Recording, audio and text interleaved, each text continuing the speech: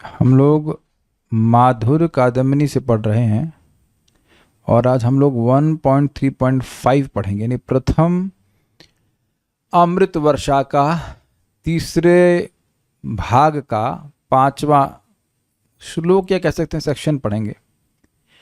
चौथे पे हम लोग रुके थे कि भगवत भक्तों की कृपा ही भक्ति प्राप्ति का कारण होता है। सो कारण क्या था? कारण ये था कि भगवान की कृपा को ही अगर हम भक्ति प्राप्ति के कारण बताएंगे तो दिक्कत ये हो जाएगी कि भाई उसका भी कारण क्या है। भगवान, यहाँ हम देख रहे हैं कोई व्यक्ति भक्ति कर रहा है और कोई नहीं कर रहा है, तो इससे तो लगेगा भगवान किसी को दे रहे हैं भक्ति, किसी को नहीं दे रहे हैं, तो इसमें तो भगवान पर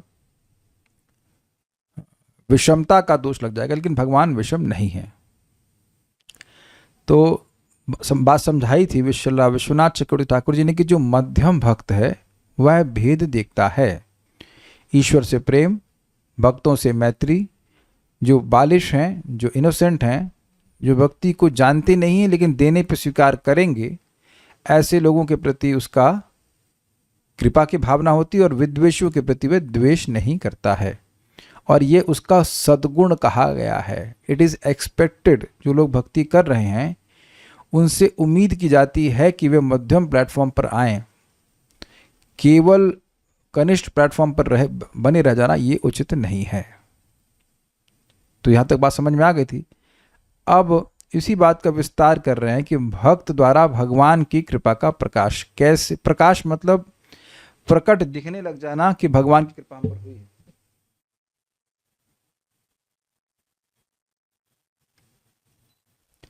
देखिए, इस बात को समझने में कोई कठिनाई नहीं होगी। आप सभी लोग समझ रहे हैं कि भक्त लोग आपके, मेरे सबके जीवन में आए और उससे ये दिख रहा है आप सभी लोगों को कि भगवान की कृपा आपके जीवन में आई है। किसी को नहीं दिख रहा है तो कृपया आप हाथ खड़ा कर सकते हैं या चैट पे बता दीजिए कि क्या नहीं दिख रहा है, क्योंकि जिसको ये दिखने लग गया वो भक्ति कभी नहीं छोड़ेगा। एकदम दिख रहा है, एकदम स्पष्ट दिख रहा है कि कितना कितना सुंदर जीवन है, कितना आलोक से भरा हुआ जीवन है। नहीं तो इस समय हम लोग क्या कर रहे होते? नहीं, आप कह रहे हो ऑफिस, चलो आप पुरुष हो तो सारी स्त्रियां तो अब ऑफिस नहीं जा रही होती, घर बैठ के कुछ कर रही होती पंचायत। अच्छा ये बता दीजिए कौन माताजी पंचायत नहीं कर रही होती अगर भक्ति में नहीं आती? Please raise hands. अब ये बड़ा अजीब सा प्रश्न किया है। अगर भक्ति में नहीं आती तो पंचायत नहीं कर रही होती कौन सी माताजी यहाँ पे हैं? तो अब समझ गई कृपा हो रही है। पंचायत से मतलब कैन बी एनीथिंग। अरे प्रश्न माताजी से किया जा रहा है, ऋतिक गुप्ता की माताजी हैं और प्रभु जी भी पत्ते खेल रहे होते। हमें हमें अच्छे से याद है, गर्मी की छुट्टी होती थी तो कुछ करने के लिए नहीं, लोग पत्ते पत्ते खेल रहे, जबरदस्ती पत्ते खेल रहे। मतलब ऐसा नहीं कि जुआ खेल रहे, लेकिन ताश खेल रहे हैं, टाइम बर्बाद कर रहे हैं। आप गांव में देख लीजिए, टाइम खराब कर रहे हैं, कुछ नहीं करने के लिए उनके पास। कुछ नहीं करने वाले भी टाइम बर्बाद करते रहते हैं। तो भक्तों के द्वारा भगवान की कृपा का प्रकाशन हुआ है, ये तो सबको दिख रहा है। अब इसका डिटेल समझते हैं। अब ये नोट से शुरू कर रहा हूं। नोट से इसलिए शुरू कर रहा हूं क्योंकि ये जो सेक्शन है इसमें एक श्लोक बोलेंगे और वो समझ में नहीं आएगा कि श्लोक है कहां से। तो वो श्लोक है भक्ति रसामृत सिंधु के पूर्व विभाग की द्वितीय लहरी। भक्ति रसामृत सिंधु, ठीक है। सिंधु मतलब ओशन, यानी कि सागर। तो उसको 4 भाग में डिवाइड किया गया है, ईस्ट, वेस्ट, नॉर्थ, साउथ, ठीक है। तो जो पूर्व विभाग है वो सामान्य भक्ति के बारे में बता रहा है। तो उसकी दूसरी लहर, समझ गए ना? एक सागर है, उसका पूर्व विभाग है और उसमें द्वितीय लहर है। वो अध्याय को उस तरह से डिवाइड कर रहे हैं कि वो एक पुस्तक नहीं है, पुस्तक नहीं है, ये सिंधु है और सिंधु का पूर्व विभाग है और उस विभाग का द्वितीय लहर है। उसका श्लोक क्रमांक 14। तो इसमें बता रहे हैं तत्र अधिकारी, कौन व्यक्ति साधना भक्ति का अधिकारी है। तो कह रहे हैं, मेरे पीछे बोलिए, य केनाप्यति भागेन जाता श्रद्धोऽस्य सेवने, यः केनाप्यति भागेन जात श्रद्धोऽस्य सेवने, नातिसक्तो न वैराग्य भागस्याम अधिकार्यसौ, नातिसक्तो न वैराग्य भागस्याम अधिकार्यसौ। यह केनापि अति भाग्येन, जो व्यक्ति किसी प्रकार से अति भाग्य के द्वारा जातः श्रद्धस्य श्रद्धा अस्य सेवने, इसके सेवन में मतलब इन भगवान के सेवन में उसकी श्रद्धा हो जाती है।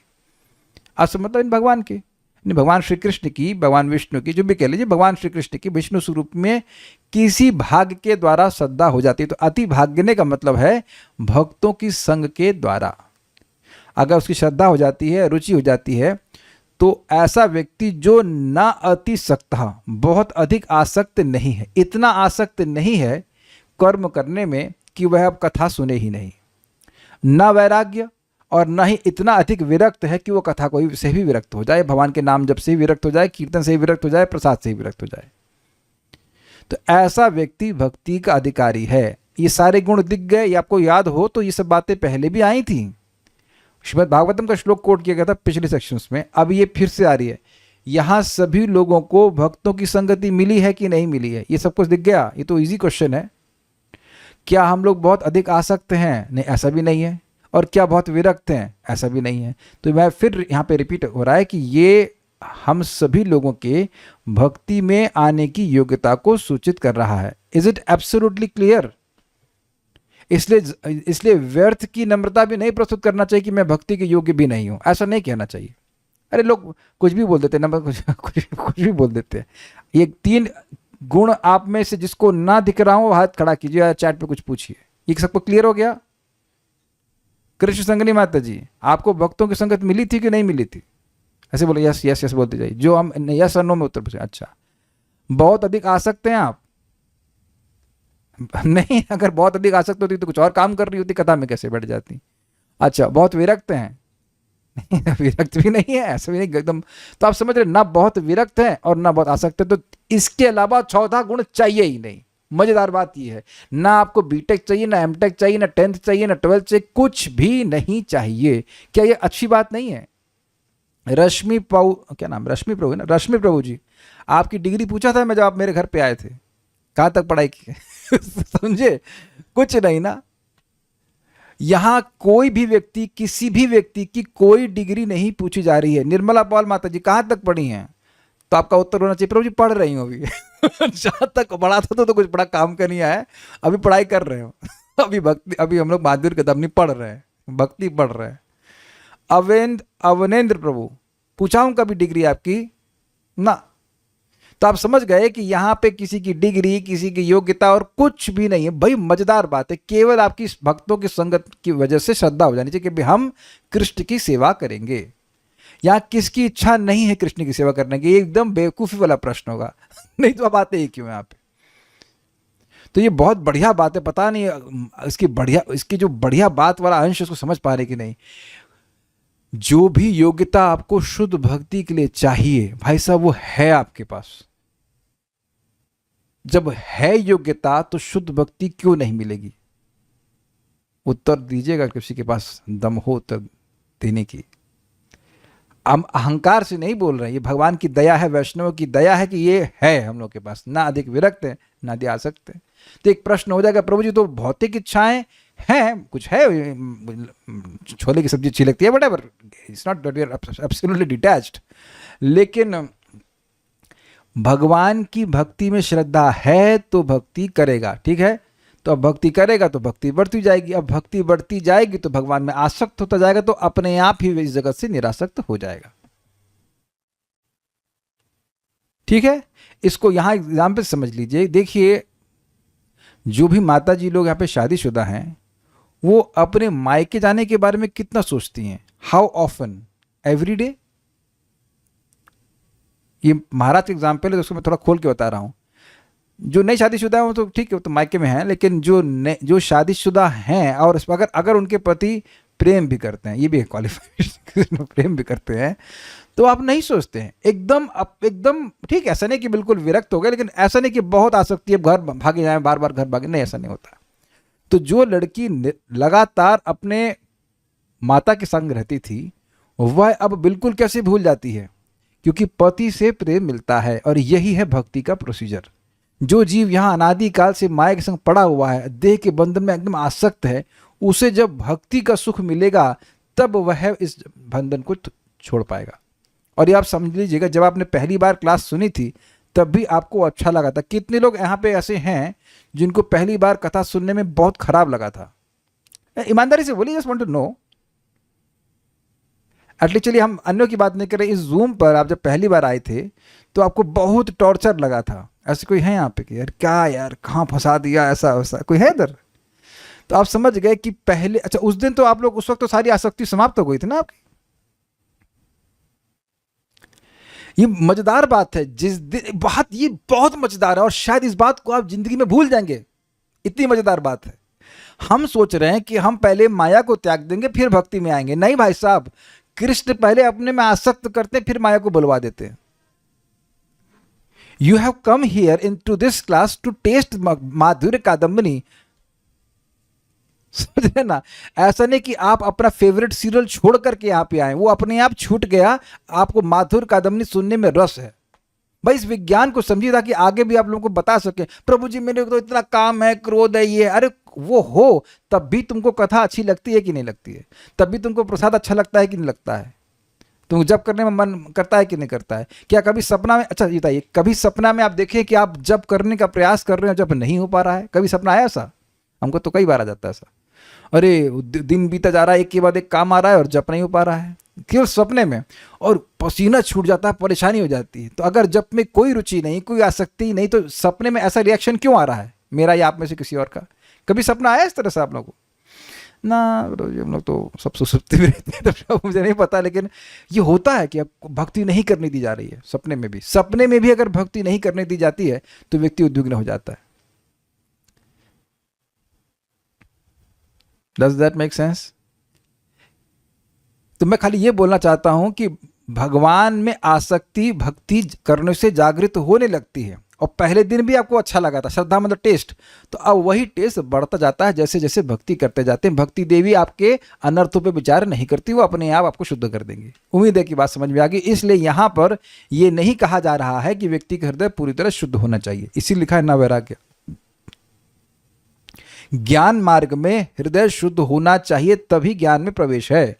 भगवान ने गीता में पहले ही बोल दिया था, जो बहुत आसक्त है उनके लिए निष्काम कर्मयोग लगाओ, लेकिन वो ज्ञान मार्ग का अन्वेषण नहीं कर सकते। वो ज्ञान मार्ग में बैठेंगे ध्यान करने, तो भोग का चिंतन करेंगे तो उनको मिथ्याचारी कहा जाएगा, लेकिन भक्ति में ऐसा कुछ भी नहीं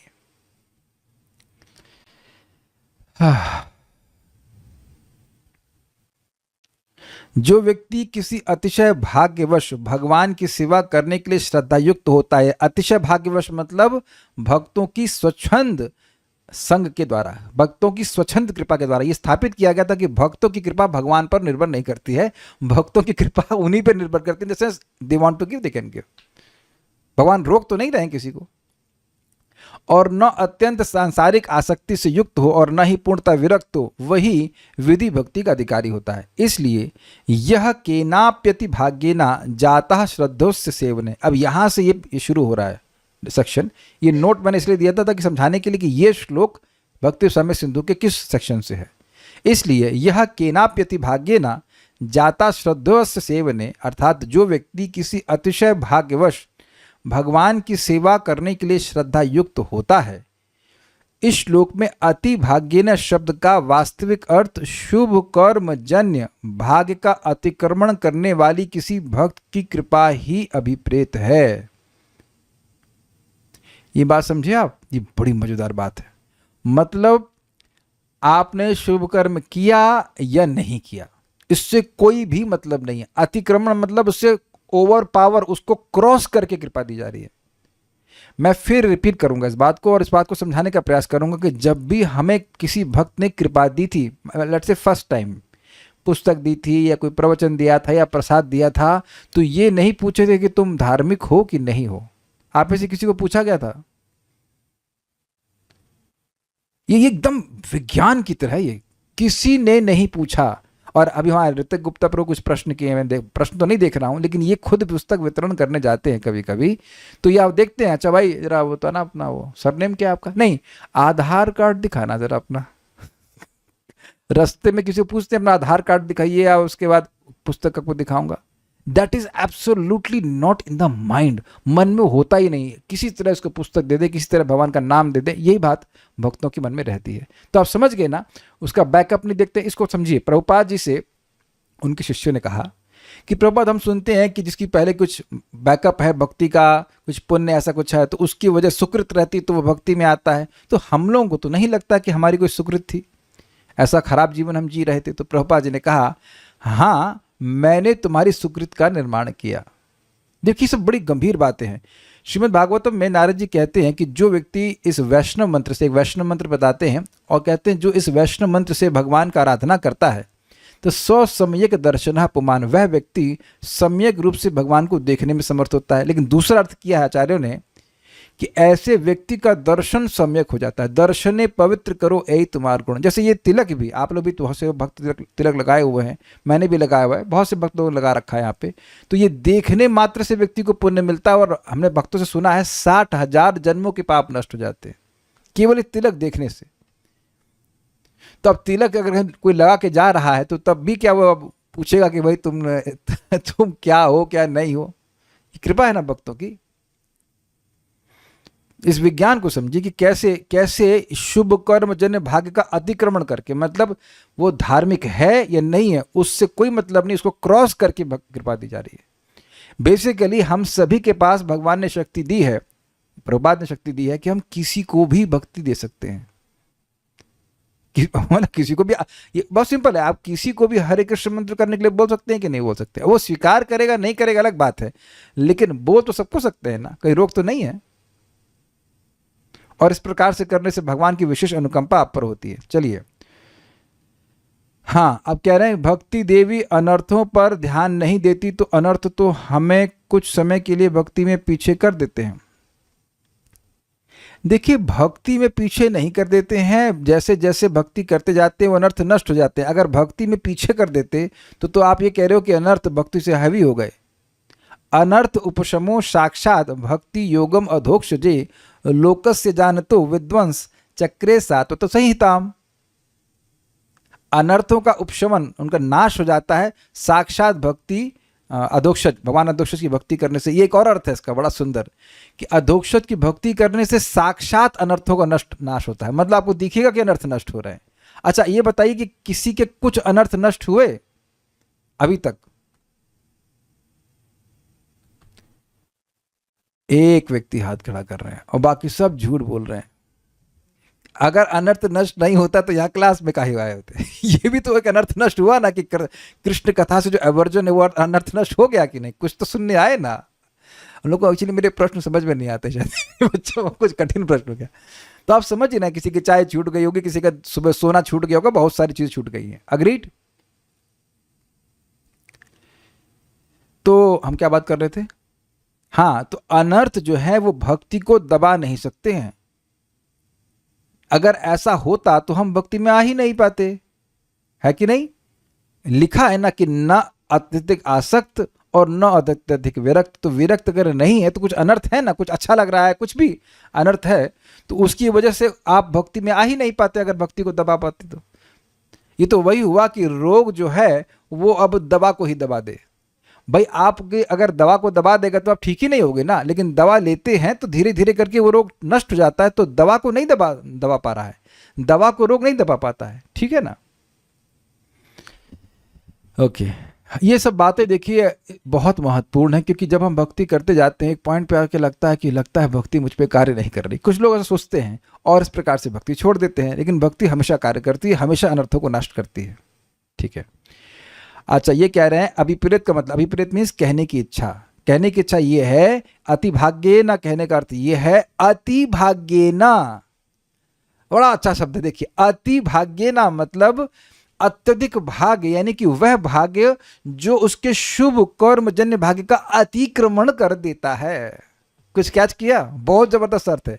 अति भाग्यने का मतलब बहुत अधिक भाग्य, लेकिन एक और बात है, अति भाग्यने का मतलब जो उसके शुभ कर्म जन्य भाग्य का अतिक्रमण कर देता है। It overpowers the fortune which arises from good activities, pious activities.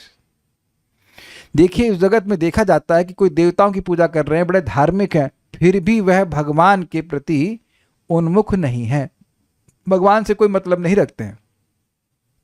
अन्य अन्य बहुत सारे कर्म कांड करेंगे, पाप नहीं करेंगे, शराब नहीं पिएंगे, नहीं करेंगे, लेकिन भगवान की भक्ति नहीं करते। हमको याद है अच्छे से, हम लोग कहाँ तो एक राजस्थान में एक स्थान में पुस्तक वितरण कर रहे थे, बस एक स्थान था, नाम नहीं याद आ रहा। तो वो व्यक्ति सामने आया, कहा देखो भाई, शराब मैं नहीं पीता, मांस मैं नहीं खाता, जुआ मैं नहीं खेलता, ये ऐसे अपना गुणगान अपने आप करने लगा हमारे सामने। फिर कहता है मुझसे बड़ा संत कहाँ मिलेगा। वो अपने को बोल रहा था। तो हमने कहा आप जब करते हैं? कहते नहीं।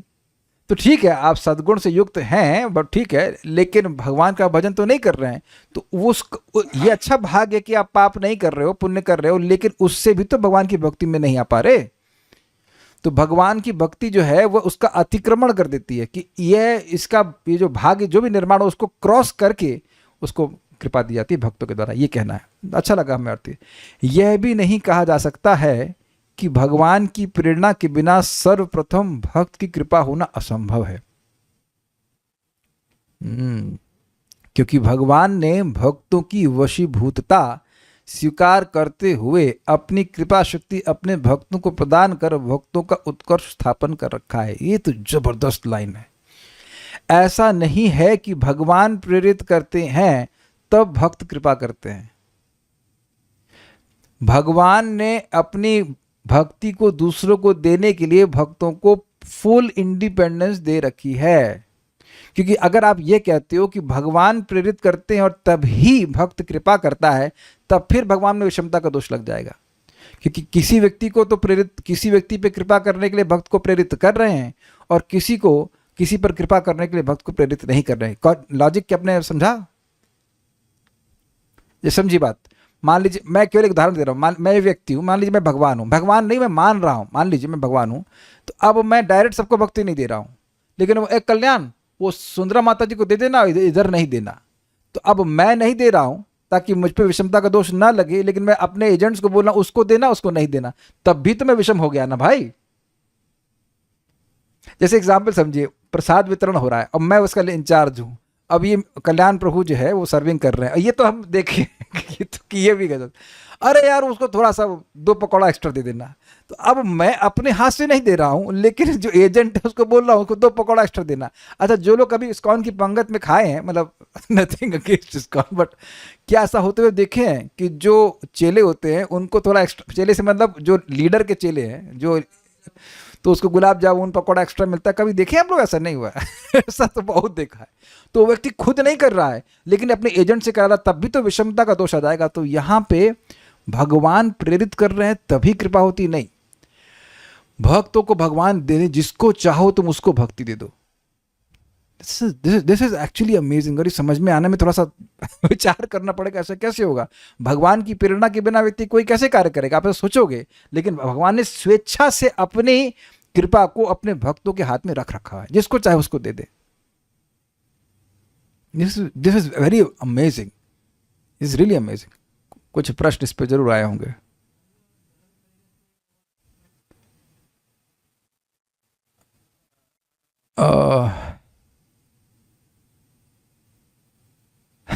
कह रहे पहले भी मिलता है उन लोगों को और ऑनलाइन में भी नहीं लगना पड़ता। हाँ, तो वहां विषमता का दोष है, ये है भाई है, लेकिन ऐसा विषमता भगवान में नहीं। क्योंकि अगर आप, मैं फिर रिपीट करूंगा, अगर आपने ये कहा कि भगवान प्रेरणा दे रहे हैं तब वो व्यक्ति प्रचार कर रहा है, वह व्यक्ति किसी को कृपा दे रहा है, तो वस्तुतः फिर भगवान में विषमता आ जाएगी ना, कि उस प्रचारक को या उस भक्त को, इस व्यक्ति को बोल रहे हैं प्रीचिंग करने के लिए, बाकी को नहीं कर रहे हैं।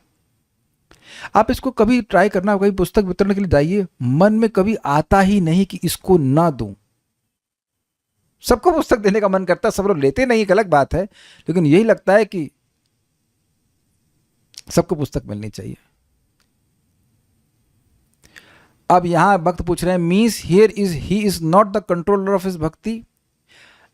देखिए, यही तो बात समझाई जा रही। भगवान ने स्वेच्छा से अपनी, ये इनका गुण है, भगवान अपनी स्वेच्छा से अपनी भक्ति के राइट्स को अपने भक्तों को दे देते हैं कि भाई तुम जिसको देना चाहो दे दो, मैं तुम्हें रोकने वाला नहीं हूं। और इंटरेस्टिंग बात यह है कि ये राइट्स आप सब लोग को मिल गए हैं। अगर फॉर एग्जाम्पल मान लीजिए आपका एक बढ़िया दिन रहे जिसमें सुबह से शाम तक लोग आपसे भक्ति मांगते रहें, तो आप खुश नहीं हो जाएंगे? किसको हरे कृष्ण मंत्र नहीं देंगे? मान लीजिए कोई आके कहे प्रभु जी हम बहुत दारू पीते हैं, तो क्या हम मुझे कुछ मंत्र मिल सकता है, तो आप क्या कहेंगे? नहीं देंगे उसको, नहीं देंगे क्या? देखा गया है, महाराज लोग हैं विदेश में, वो लोग परम पूज्य इंद्रद्युम्न महाराज क्या दयालु व्यक्ति हैं, वो लोग क्या बीच पे जाकर कीर्तन करते हैं। वो जो शराबी कबाबी लोग हैं वो भी महाराज लोग संकीर्तन करते हैं, उनको उनका हाथ पकड़ के महाराज उनको नचवाते हैं। तो उनकी क्या योग्यता है? कोई योग्यता नहीं है। प्रभुपाद हिप्पियों को प्रसाद खिलाए 1 साल तक, उनकी क्या योग्यता थी? हिप्पी अमेजिंग नहीं? ये है स्वतंत्रता। तो भगवान ने अपनी कृपा शक्ति को भक्तों को दे रखा है। तो इससे क्या होगा? भक्तों का उत्कर्ष स्थापन कर रहा कि मेरे भक्त सर्वश्रेष्ठ हैं, मुझे जहां चाहे वहां भेज दें। आप इस बात को अन्यथा भी सुनते हैं, कृष्ण से तुमार कृष्ण दीते पारो तुमार शक्ति आचे। सुना है भजन? कृष्ण आपके हैं और कृष्ण आप दूसरों को दे सकते हैं, ऐसी शक्ति आपके पास है। कौन दी ऐसी शक्ति? कृष्ण ही दिए हैं। देखिए वो जो दूसरों को भक्ति देने की शक्ति है वो उस भक्त की नहीं है, ये समझिए, वो है भगवान की, लेकिन भगवान दे दिए उसको। अच्छा, ये समझते हैं पावर ऑफ अटॉर्नी।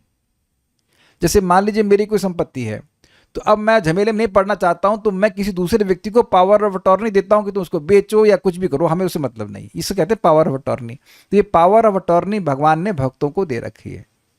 इसीलिए कभी आश्चर्य नहीं करना कि 16 माला से आप गोलोक कैसे पहुंच जाओगे। समझ में आया ना बात? एक अब समय तो हो जाएगा, अधिक थोड़ा समझाता हूं आपको। प्रभुपाद जी ने चैतन्य चरितामृत को छापने के लिए 2-2.5 साल तक उसका वो मतलब रुक गए थे, और मतलब भागवतम को नहीं कर रहे थे, चैतन्य चरितामृत को ही देना चाह रहे थे। और उसके वो पूरा क्या कहते हैं, ट्रांसक्रिप्शन वगैरह नहीं, क्या कहते हैं उसको, मतलब वॉइस पे बोलते थे, वो रिकॉर्ड हो जाता था, बाद में उसको ट्रांसक्राइब करते थे। तो भक्तों को बोले कि 2 महीने में सारे वॉल्यूम्स प्रकट हो जाने चाहिए, छप जाने चाहिए। तो भक्तों ने रात दिन करके उसको छपवा दिया। तो प्रभुपाद बोले कि जो कोई भी व्यक्ति किसी तरह से भी इस प्रकाशन में सहायता किया है, वो सभी इसी जन्म में गोलोक जाएंगे।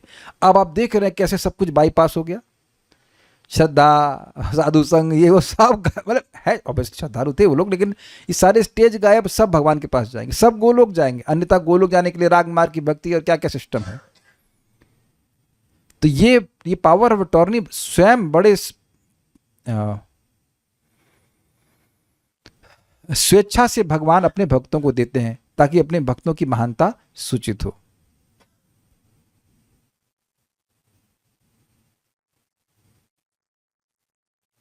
आगे प्रश्नों को हम अभी बाद, एक प्रश्न अभी रुक जाइए, पहले पढ़ा दूंगा, फिर समझ आ रही बात। भक्तों के अपने प्रारब्ध द्वारा उपार्जित बाह्य इंद्रियों के व्यापार में अंतर्यामी भगवान का नियंत्रण मात्र रहता है। ये समझने का प्रयास कीजिए। जो नॉर्मल काम है भक्तों के, जैसे खाना पीना है, जो भी अपना कुछ कार्य कर रहे हैं, नहाना धोना, उसमें भगवान कंट्रोल करते हैं अंतर्यामी के रूप में। लेकिन अगर वो किसी को भक्ति देना चाहते हैं तो वहां कंट्रोल नहीं करते। प्रारब्धवश जो हमें शरीर मिला है उसका कंट्रोल भगवान कर रहे हैं, तो आज ये खाने को मिलेगा, ये होगा, वो सब ठीक है। लेकिन किसको भक्ति मिलेगी उस पर अंतर्यामी कंट्रोल नहीं कर रहे, भगवान कंट्रोल नहीं कर रहे। जिसको चाहो उसको दे दो। यानी कि जब आप किसी को भक्ति देने का प्रयास कर रहे हैं तो उसका प्रारब्ध देख करके नहीं मिल रहा है, बस भक्त की इच्छा होनी चाहिए कि इसको भक्ति मिले। काफी रिवोल्यूशनरी कंसेप्ट हैं। वस्तुतः अपने भक्तों के प्रति उनका अनुग्रह ही दिखता है। जैसा कि श्रीमद् भगवद गीता में कहा गया, तत्प्रसादात् पराम शांतिम स्थानम प्राप्स्यसि शाश्वतम, अर्थात तुम उन ईश्वर के प्रसाद से परम शांति और नित्य धाम को प्राप्त करोगे। यहाँ पर प्रसाद शब्द से अपनी कृपा शक्ति दान रूप अनुग्रह को ही समझना चाहिए। कहने का मतलब है, ये भाई बोल रहे कि भक्तों पर भगवान कृपा करते हैं। श्लोक क्या था? तमेव शरणम गच्छ सर्वभावेन भारत तत्प्रसादम पराम शांतिम स्थानम प्राप्स्यसि शाश्वतम। भगवान की शरण में जाओ। तो आप देखिए कितनी गजब की बात है। भगवान की शरणागति स्वीकार करने का या भगवान की शरण में जाने का, भक्ति करने का क्या उत्कर्ष है कि भक्त भगवान से श्रेष्ठ हो जाता है। अब क्या श्रेष्ठ होने का मतलब है? श्रेष्ठ होने का अर्थ है कृपा वितरण के क्षेत्र में। जैसे आप जगाई मधाई के बारे में जानते हैं तो जगाई मधाई पे नित्यानंद प्रभु कृपा करने के लिए गए, महाप्रभु तो नहीं गए। महाप्रभु उनको भेजे, लेकिन भेजे मतलब जिसको देखो जा रे देखो तारे कहो कृष्ण उपदेश। बल्कि अब तो स्पष्ट हो गया, महाप्रभु कह रहे जा रे देखो तारे कहो कृष्ण उपदेश। तो वहां वो कंट्रोल नहीं कर रहे ना, तुम किसको देखोगे और किसको कृष्ण का उपदेश देना या नहीं देना, सबको दे सकते हो। तो नित्यानंद प्रभु भी कर रहे थे, और नित्यानंद प्रभु को मधाई ने, याद रखना मधाई में मैड आता है तो पगला था, उसने मारा नित्यानंद प्रभु को, सर फोड़ दिया। तब भी नित्यानंद प्रभु कह रहे कि तुमने मेरा सर फोड़ दिया, ये पर्याप्त कारण नहीं है कि मैं तुम्हें कृष्ण प्रेम न दूं। अब समझ में आया कि उसके सुकृत दुष्कृत को अतिक्रमण करके नित्यानंद प्रभु की कृपा हो रही है। दिस इज माइंड ब्लोइंग भाई साहब, अगर आप समझ जाएं। कोई योग्यता कुछ नहीं है, बस मर्सी ऑफ नित्यानंद प्रभु। वैसे तो खैर वो भगवान है, लेकिन भक्त के रूप में आचरण कर रहे हैं ना। अच्छा, चैतन्य महाप्रभु भी भक्त के रूप में आए तो साउथ इंडिया में जिसको चाहे उसको प्रेम दान कर दिए। इंटरेस्टिंग है। इसीलिए भक्त के रूप में आए, क्योंकि देखिए भगवान के रूप में आने में वो दिक्कत है, वो लाइसेंस नहीं मिल पाता है। लाइसेंस भक्त के रूप में मिलता है, भक्ति को बांटने का। तो भगवान की कृपा शक्ति, भगवान स्वेच्छा से बड़े प्रेम से अपने भक्तों को दे देते हैं। कृष्ण शक्ति बिना नहीं तार प्रवर्तन, ठीक है ना। कलयुग धर्म कृष्ण नाम संकीर्तन, कृष्ण शक्ति बिना नहीं तार प्रवर्तन। कलयुग में एकमात्र जो धर्म है भगवान के नाम का संकीर्तन करना, और कृष्ण की शक्ति के द्वारा ही इसका प्रवर्तन कोई कर पाता है। तो उम्मीद है कि आपको बात समझ में आई होगी। अब इससे पहले मैं आगे जाऊं, कुछ प्रश्न मैं देख लेता हूं। अगर अचानक YouTube पे भगवान की कथा सुनकर कोई भक्ति में आ जाए तो ये भगवान की प्रेरणा से कृपा हुई या भक्तों की स्वतंत्र कृपा है? अच्छा प्रश्न है। देखिए, भक्त ने YouTube पे कोई प्रवचन डाल दिया तो ये उसकी कृपा है कि नहीं? भगवान उसको रोक रहे हैं कि मत डालो? तो ऐसा तो नहीं है। अब भगवान, जब ये कृपा फैल गई है यूट्यूब पर, तो भगवान व्यवस्था करते हैं कि उस व्यक्ति को ला दें। देखिए, भगवान को आउट नहीं किया जा रहा है इस पूरे गेम में। ऐसा मत सोचिए कि भगवान को आउट कर दिया जा रहा है। उस किसी जीव को भक्तों के सामने लाने में भी तो भगवान का रोल है कि नहीं है। मैंने अपना एग्जाम्पल आपको दिया था कि भगवान उस वटेवर उस लड़के से, उसका नाम मैं जानता नहीं, शक्ल जानता नहीं, क्यों बुलवाए? अरे डीन आज अटेंडेंस लेगा। मैं उसी समय शाम को क्यों गया अपने इस लॉबी में, क्यों देखा? उसी, देखिए अमेजिंग है, उसी शाम को देख रहा हूं और उसी शाम को क्लास है। Is it not amazing? Something of that. तो मुझे धूमिल से याद है, जहां तक मुझे याद है उसी दिन क्लास थी, अगले दिन था, जो भी रहा हो। मैं नहीं भी देखता, बहुत सारे पोस्टर लगे रहते तो नहीं ध्यान देते। अगर आप हॉस्टल में रहे हो तो समझते हैं इस बात को। तो स्वाभाविक सी बात है कि भगवान भी प्रेरित करते हैं। ऐसा नहीं कि भगवान को बाहर कर दिया गया है। गुरु कृष्ण प्रसादे पाए भक्ति लता बीज। भगवान कृष्ण तो प्रेरित करते हैं जीव को कि जाओ तुम घूमते घूमते जाओ, जाकर कहीं किसी भक्त से मिलो। लेकिन भक्त को भी स्वतंत्रता दिए हैं कि प्रीचिंग करेंगे कि नहीं करेंगे। अगर आप किसी को भक्ति के बारे में बताते तो भगवान रोक नहीं रहे हैं आपको। उम्मीद है कि समझना चाहिए। प्रभुपाद तो पतित पावन है, और हम जैसे लोगों को अपना भजन खुद का स्ट्रांग नहीं, खुद को आचरण ठीक नहीं, तो दूसरे को भक्ति कैसे दे सकते हैं? जी हाँ, बिल्कुल दे सकते हैं। चारे देखो तारे कहो कृष्ण उपदेश। जब आप दूसरों को प्रीचिंग करना शुरू करते हैं तो खुद भी अपने आचरण को ठीक रखने की प्रेरणा मिलती है, और नहीं तो फिर ढीला ढाला पड़ा रहता है मामला। So by helping others, you get helped yourselves. आपको लगता है कि क्या मैं इतने डीप में कभी माधुर्य कदम नहीं पढ़ा हूं? कभी नहीं, कभी भी नहीं। इसीलिए मुझे खुद को बड़ा लालच लगता है कि पढ़ा देते हैं तो उससे अपनी भी अंडरस्टैंडिंग बहुत डीप हो जाती है। नहीं तो आदमी ऊपर से पढ़ के छोड़ देता है। तो अगर आचरण ठीक नहीं है तो आचरण ठीक करिए, क्या कठिनाई है? जिस व्यक्ति ने प्रश्न किया है, कह दे कि अब उसको आचरण ठीक करने के लिए भगवान ने अकल्पनीय रूप से कृपा नहीं करी है। दम हो तो कह दे। है दम बोलने की कि भगवान ने आपको ऐसी व्यवस्था में रखा है कि आप साधना ना कर पाओ? ये अभी अब से नहीं कह सकते, और आगे भी विवेक दे दिया कि बेटा जो पहले गलती कर दी थी अब दोबारा नहीं करना। वैसी हम पूरी बात खोल के नहीं बोल रहे हैं, लेकिन आप समझ रहे हैं। क्या कौन आपको रोक दिया है कि आप सुबह उठ के जप नहीं कर सकते? कौन रोक रहा है? भाई कोई रोकता है आपके घर में सुबह उठने से? अरे अन्यों का तो पता नहीं, जिसने प्रश्न किया उसको तो कोई रोकने वाला नहीं है। भाई भी भक्त हैं, आप भी भक्त हो, मेक सेंस? तो कौन रोक रहा है? और खुद भक्ति करिए अच्छे से। पता है प्रभुपाद क्या कहते हैं? आप लोग ढूंढ लेना प्रवचन, तीर्थ कुर्वन्ति तीर्थ, आई थिंक 1.13.10 है, यस, भागवत तीर्थ कुर्वन्ति तीर्थानि में कह रहे हैं कि जो भक्त 16 माला का जप कर रहा है, 4 नियमों का पालन कर रहा है, वो जहां जाएगा वो तीर्थ बन जाएगा। This is so amazing. कितने लोग 16 माला कर लिए अभी? प्रेजेंट्स एक, कितने तीर्थ है ना गिने? 16 नहीं, सो रही थी आप अभी तक? कर लो जल्दी से, 12 बजे तक तीर्थ बन जाना आपका हो गया। आज वेदवादी को खूब डांट लगा है, खूब डांट लगा है, माला क्यों नहीं करी बोले। अब आदमी कहते हैं हाँ पर मैं समझ गए कि आप माला के लिए कह रहे हैं, समझ में आ गया। बाद में कहते हैं आप वाकई गुस्सा थे कि ऐसे डांट रहे थे। हमने कहा ऐसे डांट रहे ताकि आप माला पूरा कर लीजिए। She was little bit tired, but आप समझिए शुरुआत में समझ में नहीं आता कि ये इतना पीछे क्यों लगा जा रहा है। प्रभु आप प्लीज उसको सुन लीजिएगा। अंग्रेजी जानते 1.13.10 आप कहीं जाओगे वो तीर्थ स्थान हो जाएगा अगर भगवान के बारे में बोलोगे। This is so powerful. जब प्रभुपाद से जब सुन लेते हैं ना तो हमको बहुत कॉन्फिडेंस आता है इस बात से, सही में इट्स अमेजिंग। तो तीर्थों को क्लास दी जा रही है यहाँ पे ताकि अच्छे से तीर्थ बन सकें। तो इसलिए अगर नहीं बन पा रहे हैं तो उसके लिए प्रयास कीजिए। मतलब कहने का मतलब ये कि प्रयास बहुत मुश्किल नहीं है, 2 घंटा जाप करने में क्या कठिनाई है, और करते हैं तो अपने आप 4 नियम का पालन भी होने लगता है। तो अब हम यहाँ तक बात समझ गए कि भगवान के भक्तों को भगवान ने स्वतंत्रता दे रखी है भक्ति दान करने के लिए, ठीक है। भक्तों की कृपा से ही भक्ति का प्रकाशन होता है। इससे एक बहुत सूक्ष्म बात है, देखिए अब मध्यम अधिकारी वाला जो भक्त है, अब वहां तक उसका अभ्यास तो हम लोग कर ही सकते हैं। अगर कोई आपको बहुत खराब शब्द बोलेगा, आपसे खराब व्यवहार करेगा, तब भी आप क्या उसको भक्ति के बारे में बताओगे? वेदवादी आपको क्या लगता है, अगर आपसे कोई बहुत खराब बर्ताव करे तो क्या आप उसे भक्ति के बारे में बताओगी? ईमानदारी से बोलिए, मैं क्यों बताइए, जस्ट वेरी नॉर्मल क्वेश्चन। नहीं इमेजिन कर पा रहे हैं। मोक्ष रूप माता जी कह रहे हैं कि वो बताएंगी, आई डाउट, नहीं बता पाएंगे और नहीं आपको बताना चाहिए भी। समझेगा भी नहीं, आपके प्रति कोई गुरु बुद्धि नहीं, आप बताकर क्या करेंगे?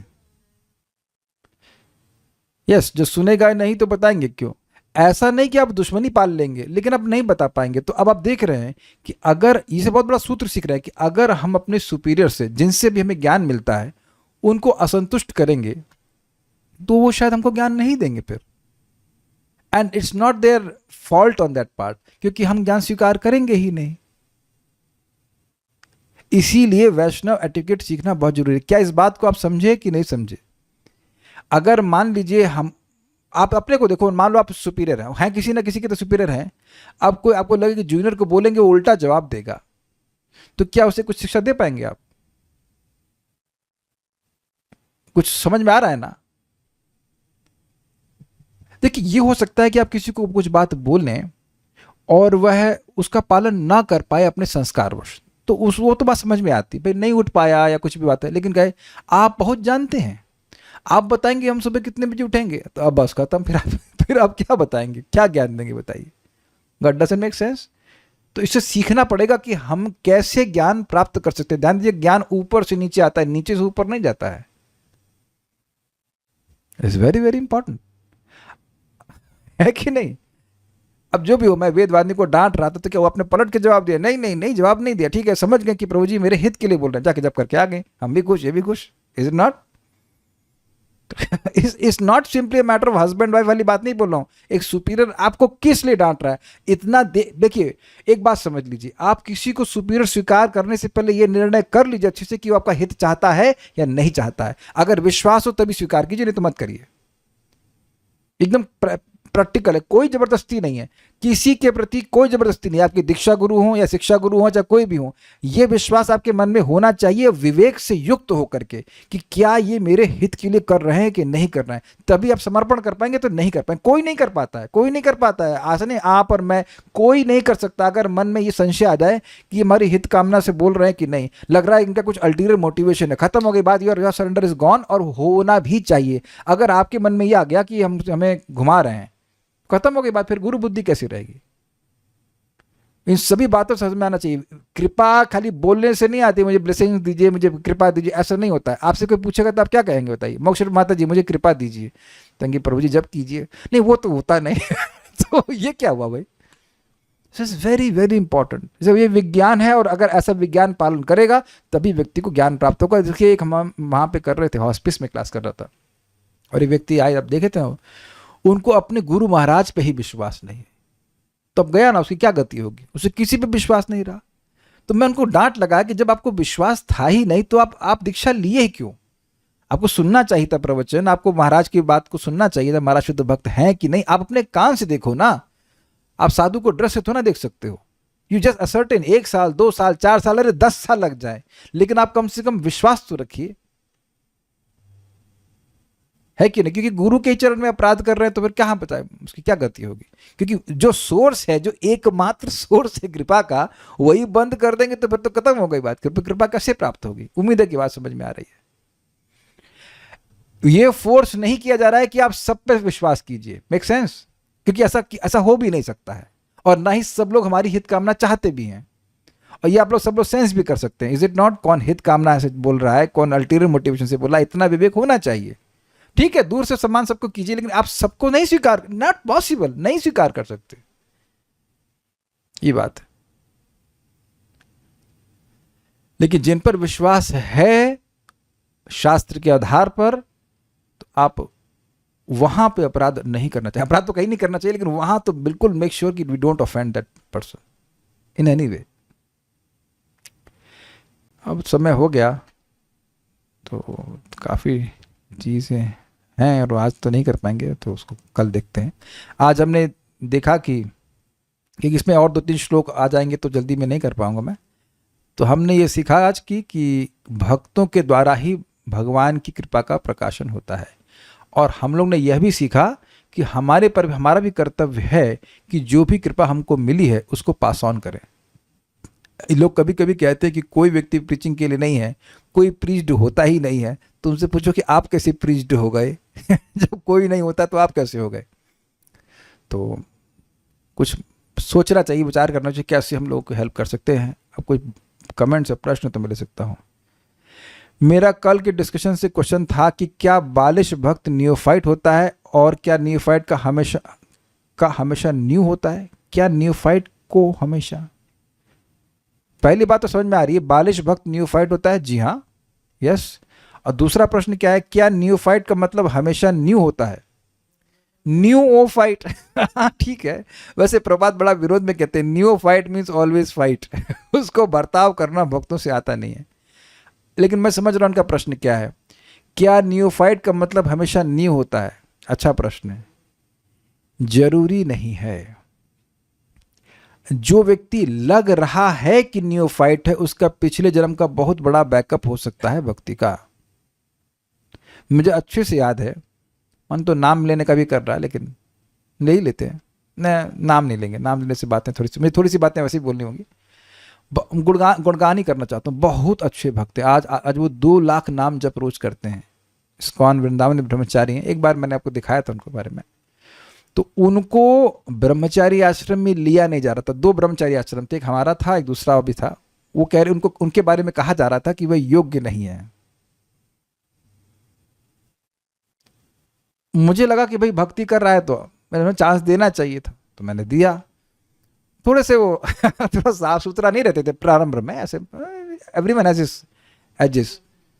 लेकिन अब जप करने में ऐसा पकड़ लिए, वो खुद बोल रहे थे कि प्रभु जी मुझे बातें थोड़ा देर में समझ में आती हैं, लेकिन जब समझ में आती हैं तो एकदम मैं उसमें निष्ठ हो जाता हूँ। And I talk okay very good. तो हमसे रहा नहीं। दाशरथी प्रभु के बारे में बात कर रहे हैं। Very exalted soul, very nice person, very nice sadhak. मुझे खुद भी बता रहे थे कैसे एक जगह 14 घंटे बैठ के वो जप करने का अभ्यास करें। देखिए मैं ये नहीं कह रहा हूँ कि केवल जो 14 घंटे जप करेगा वही अच्छा भक्त है, but just see the potential. अब ये तो स्वाभाविक सी बात है कि एक जन्म का नहीं चल रहा है, एक जन्म का तो नहीं चल रहा है, पहले जन्म का कुछ होगा, अब फिर कंटिन्यू करना है। तो ये भी देखा जा सकता है कि हो सकता है वो सिद्धांत मतलब फिलॉसफी को बहुत ज्यादा ना बोल पाते हो, या मतलब it may be like that, but जो नाम में निष्ठा है, नाम में रुचि है, that's amazing, that's really amazing. तो इसलिए हम यह नहीं निर्णयात्मक रूप से कह सकते कि जो हमसे नया है वो हमसे कम एडवांस्ड ही होगा। कुछ कैच कर रहे हैं ना बात? बट इन जनरल एटिकेट रखा जाता है कि भाई साल की दृष्टि से कोई सीनियर है तो सीनियर माना जाता है और दया करते हैं जो भी कुछ है, लेकिन जरूरी नहीं है कि वह व्यक्ति मतलब वो इसी जन्म में भक्ति कर रहा हो, जरूरी नहीं है, ऐसा कुछ नहीं है। हर व्यक्ति यहाँ पे इस संघ में भी हर व्यक्ति अलग अलग स्तर पे भक्ति कर रहा है। इसलिए एक और अच्छी बात यहाँ पे इस प्रश्न से आ गई कि हमें अज्यूम नहीं कर लेना चाहिए कि अगर हम भक्ति अधिक समय से कर रहे हैं तुम अधिक एडवांस्ड हैं। We can't come to a definite conclusion by that. ऐसा नहीं करना चाहिए, सम्मान सभी भक्तों को करना चाहिए, ये बात है। और तो कुछ नहीं है, ठीक है, सो विल स्टॉप हियर। कुछ बातें समझ में आएंगी। एक बात यहाँ पे हम बार फिर रिपीट कर देना कि पूरे दिन में प्रयास करना चाहिए कि कोई भक्त जहाँ तक हो सके, हमारा भक्तों का अपराध नहीं होना चाहिए, उनसे हमारा संबंध भी ना होना तब भी अपराध नहीं होना चाहिए। मीन्स जस्ट वाणी से कैसे भी करके अपराध नहीं होना चाहिए। बहुत सुंदर परम पूज्य सच्चिदानंद महाराज की पुस्तक है, मेरे पुस्तक दीजिएगा, बहुत सुंदर पुस्तक थी। कल मैं पढ़ते पढ़ते मेरे को तो नींद ही गायब होगी। बहुत अच्छी पुस्तक, ब्रोकन नेम्स, इंग्लिश इसको आती है, ऑर्डर कर सकते हैं ऐसे वर्ड्स को, नाम ठीक से नहीं दिख रहा होगा, ब्रोकन नेम्स करके, बहुत अच्छा। तो वहाँ पे वो बड़ी अच्छी बात बताते हैं कि भगवान के हृदय में अपने भक्तों के दोषों का स्थान है ही नहीं। तो भगवान तो सुन ही रहे ना कि हम किसी भक्त के दोष का वर्णन कर रहे हैं, तो उससे अप्रसन्न होते हैं। अगर आप उसके टीचर नहीं हैं तो उसके दोषों का विश्लेषण करने की कोई जरूरत ना आपको है, ना आपको बिल्कुल नहीं है। जो उसका टीचर है, जो उसका जहाँ भी उसने सब्सक्राइब कर रखा है वो देखे, हमारा कर्तव्य नहीं, हम लोग का कर्तव्य नहीं। गुणगान कभी भी किसी का भी कर सकते हैं, दोष जितना हो सके नहीं बोला। क्योंकि एक बड़ी मजेदार बात हमारा समझाते हैं, किसी का दोष वर्णन करना ये दोष है कि नहीं, वेदवाद नहीं बताइए। तो अगर मैं किसी का दोष वर्णन कर रहा हूं तो ये किसका दोष है, समझे, ये मेरा दोष है। उस व्यक्ति का दोष हो या ना हो, लेकिन उसके दोष का वर्णन करना ये मेरा दोष है, समझे। कोई व्यक्ति मान लो कुछ भी गलत कर रहा है, तो अब वो मेरे अंतर्गत अथॉरिटी में तो है नहीं, तो अब मैं उसके दोष का वर्णन क्यों कर रहा हूं, क्योंकि मुझे अच्छा लग रहा है। तो ये गलत आदत है ना, जिसे कहते हैं छिद्रान्वेषण, छिद्र देखना, गलती देखना, ये तो मेरा दोष है ना। और अद्भुत बात है कि ये गलती मैं नहीं देख रहा हूं, दूसरों की गलती देखना, देख रहे हैं ना आप लोग कितने खराब हैं। ऐसा कोई व्यक्ति बोलता है तुम खराब हो, तो 3 उंगली उसके अपने तरफ ही है कि तुम तिगुना खराब हो भैया, तुम तिगुना खराब हो। तुम दूसरे का दोष देख रहे हो, इसका मतलब है तुम्हें भगवान की कथा में रुचि नहीं है। अग्रीड? क्या भगवान के सारे भागवत के श्लोक तुमने याद कर लिए हैं? क्या तुमने चैतन्य चरितामृत पूरा पढ़ लिया है? तो वो सब तुम छोड़ करके एक व्यक्ति का दोष का तुम वर्णन कर रहे हो, जो कि तुम्हारी बात सुन भी नहीं रहा है। इसका मतलब है कि वो दोष मुझ में है, दूसरों के दोषों को ढूंढने की प्रवृत्ति मुझ में है, तब ना वो बोल रहा हूं। ये बात विचारणी है, वेरी अमेजिंग, नहीं? अब भगवान को बात पसंद नहीं है, भक्ति कर रहा है, तुम काहे उसके पीछे, तुम सुधार नहीं सकते तो बोल क्या कर रहे हो? Very very, this is very interesting. मेरा क्वेश्चन कुछ और था प्रभु जी, और मैं समझ नहीं पाई शायद। मैं तो आपके जो प्रश्न को समझा वैसे उत्तर दिया, अब आप बाद में पूछ लेना। वाणी से अपराध का मतलब गाली देना या निंदा करना, जबरदस्ती कथा में डिस्टर्ब करने वाले जैसे मेरे बगल में बैठे हैं जैसे कैसे निपटूं?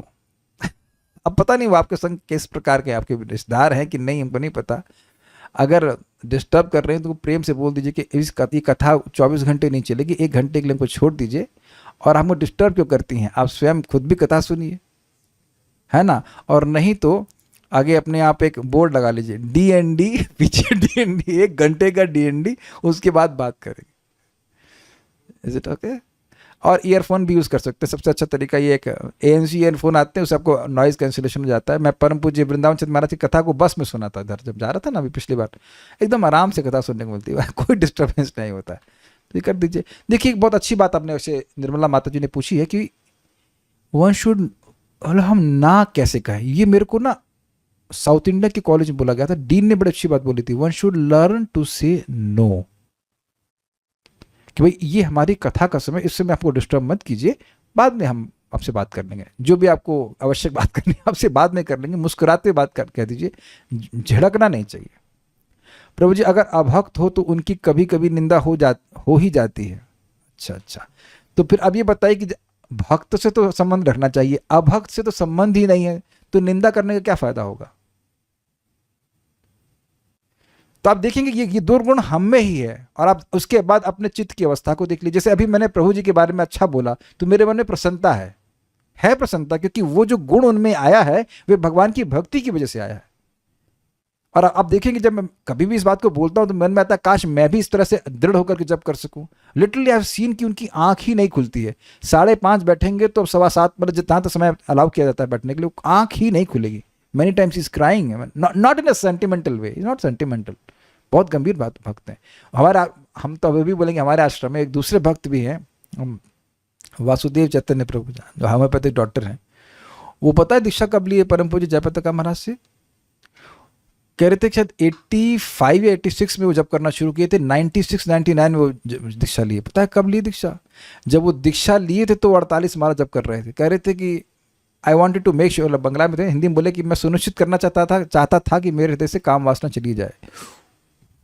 क्या स्टैंडर्ड है भाई साहब। और वेदवाणी उनसे मिली है, you can feel it absolutely free.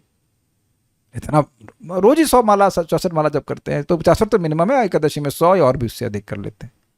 तो मैं खाली बोल रहा हूं कि अब मैं उनके गुण को नहीं पालन कर पा रहा हूं, लेकिन बोलने से मन में प्रसन्नता आती है कि नहीं आती? आप कभी चेक कर लेना कि भक्तों का गुण बोलेंगे आपको बहुत सुख होगा। कभी आपने ऐसा अनुभव किया है? Any time you glorify any devotee, चाहे छोटी सी क्वालिटी भी, आपको मन में बहुत प्रसन्नता आएगी कि भगवान उससे प्रसन्न होते हैं। और निंदा करेंगे ना व्यर्थ में, आप देखना हृदय एकदम खट्टा हो जाएगा, अरे क्या फालतू बात करिए।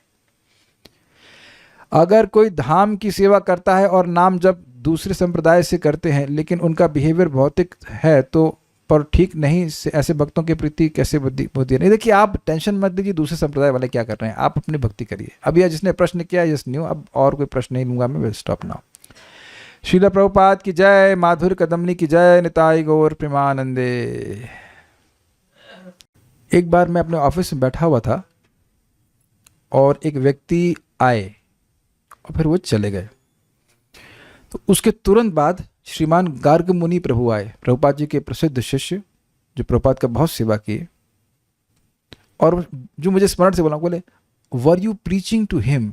अब मुझे याद नहीं कि उस व्यक्ति को मैं प्रीचिंग कर रहा था कि नहीं कर रहा था, ये मुझे याद नहीं।